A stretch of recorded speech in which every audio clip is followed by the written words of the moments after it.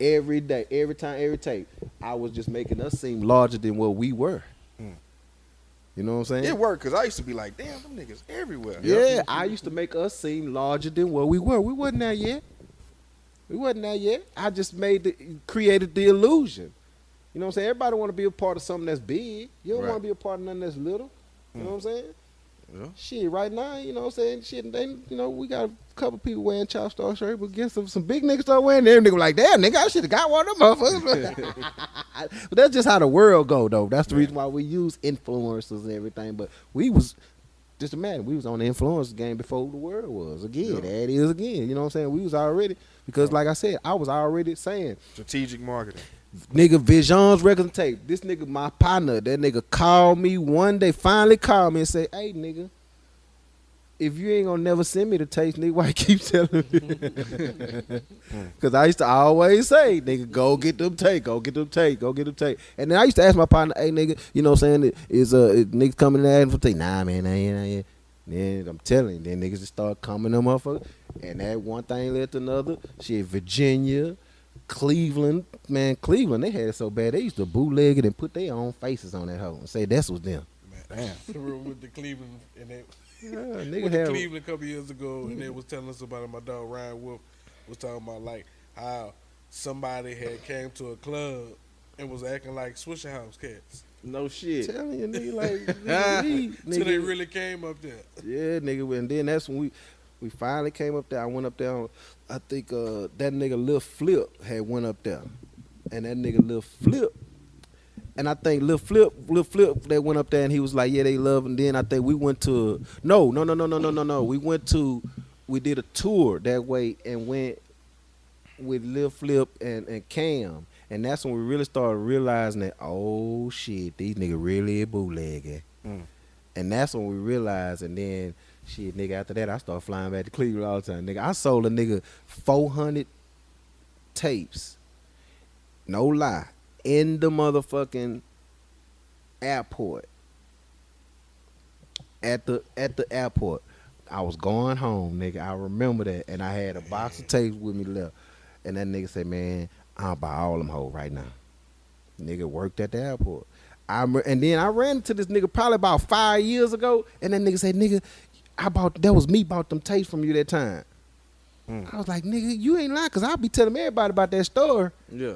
I forgot who that nigga was. I probably still know who it is, but don't realize that that's that nigga. Yeah. You know what I'm saying? Like, don't remember, like, man, that nigga really got some history together. You know what I'm saying? Like, I probably got the nigga number in my phone. Don't even realize it. It's like, it might be a nigga like Ryan Wolf or something. Like, nigga, who that nigga was? You know what I'm saying? So, you know what I'm saying? Like I said, man, it's some fucking, I'm writing a book, man. You're going to really get, it's a lot of shit you're going to really be able to get detailed in, though. But yeah, man, the bootlegging game, that's when we really started kind of respecting the bootlegging niggas too, because like, nigga, y'all putting us in places that we wouldn't, and they ain't had no stores, nigga.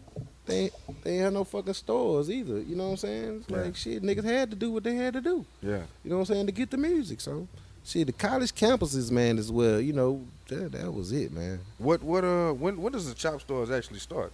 So the Chopstars actually started in this. It became official, like 08, 09, when it really became official. And I say, well, let's make it a movement, because me and Lil Steve, DJ Lil Steve, he was, man, this fool Lil Steve, man, he was so in love with just the tapes and the movement and DJing and OG Run C, man. He used to wait at the record store for me for hours on the daily, every day. And then one day, man, the record store dude, Big O, used to call me. Music Depot used to call me every day, man. That little Mexican dude back up here again, man. And then one day, what broke the camel was he called me and said, man, OG, you got to come, man, because this nigga up here with his mama. God damn. He said he been waiting in this store about 3-4 hours with his mama to catch you, bro. So I was just like, man, I finally called him. I finally, started, and he was 15. I was like, man, this little 15-year-old Mexican dude got some skills. Was a kid. Yeah, like, he got some skills. He had some skills. So Lil Steve started hanging out with more, and more and more, and then you know at the time, what came with the star part was the fact of, you know, I was just like, man, we some stars at this. You know what I'm saying? We some stars at this, and what we're gonna do is, we this is what we do. We chop people up. You know what I'm saying? So, just we the chop stars. Yeah. We stars at this chop game. You know what I'm saying? So, with just me and Steve, I was like, man, we chop stars, and it started there. We kind of, just was lightly playing around with it, and then I became the president of the Go DJs, and that's how I met, Candlestick and Holly Grove. So they are the ones that really kind of made me conform it and make it going on and make it into an entity, because I never, even when I got them, I still have vowed shit not to make it a DJ crew. Cause I didn't want, cause I had been a part of all the DJ crews. I've been a part of Technicians. I was Core. I was Gold. You know what I'm saying? I had been a part of a lot of them. You know what I'm saying? So, Real quick, what's the Go DJ thing with that? Are you still Go DJ, or is it just no. I left to Go DJ. I think 2010. 22. Okay. Yeah, 2010. So, just with, I was the president over there, and I had the studio set up in the office and a press factory. So, I lived in that mud all the time. And When it was in Third Ward over there? yeah, when it was in Third Ward. So, them niggas used to come, all the time. They see me up there mixing whatever. And they, man, it really started with Candlestick. He used to because Candlestick was doing these things called candle shits. And they was slowed down. They was chopped and screwed, but it was his mixes. You know what I'm saying? He called them candle shit. And man, he used to always give them to me, man. But they used to be written on. He used to always give them to me, man. Give them to me. And then he used to always that, man, hey, check out my that. And he used to just bug the shit out of me, bro, for real. And one day I just said, man, I'm gonna listen to this nigga shit. You know what I'm saying? Because I ain't really listen to other nigga shit, because, nigga, I steal your shit. Yeah. Nigga, I steal your shit, nigga. You doing some shit up in that bitch I ain't doing. I like, nigga, I'm gonna steal that bitch and make it and perfect it. You know what I'm saying? That's how Chop Not Slop came about. Nigga, Yeah. I'm gonna perfect your shit. You know what I'm Yeah. saying? Like, so I really didn't really try to keep my own mind, keep my own creativity. So I would never hate to check out niggas. I hate to check out other niggas chop and screw shit for sure. So I finally checked that nigga shit out one day, man, and I was like, damn, this nigga here pretty good. This nigga, I was like, nah, this nigga cold.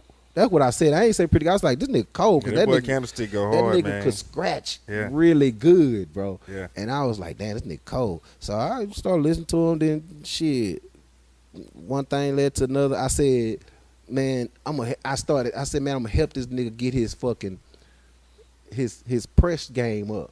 They start writing on these motherfucking CDs. So I started pressing up his shit and just putting, just candle shit on them for him. You know what I'm saying? So you ain't got to write on them whole no, Yeah. nigga. You just, you know what I'm saying?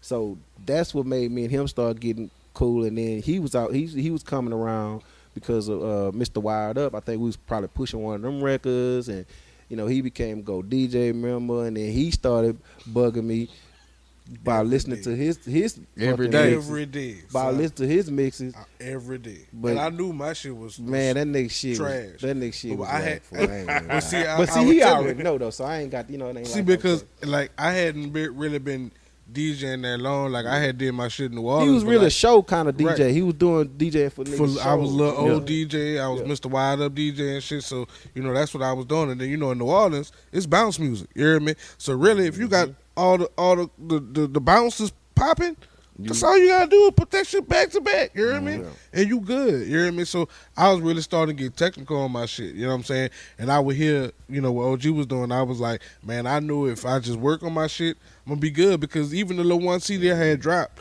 on that pip, that bitch had 55,000 downloads. You know what I'm saying?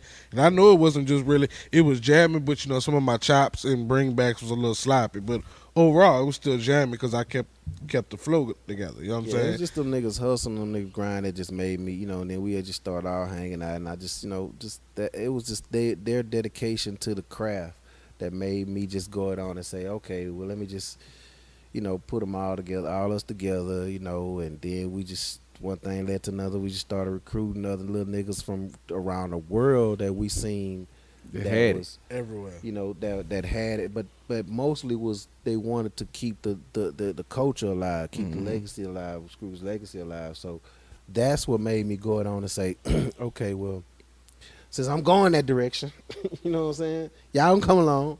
You know what I'm saying? Donnie Houston.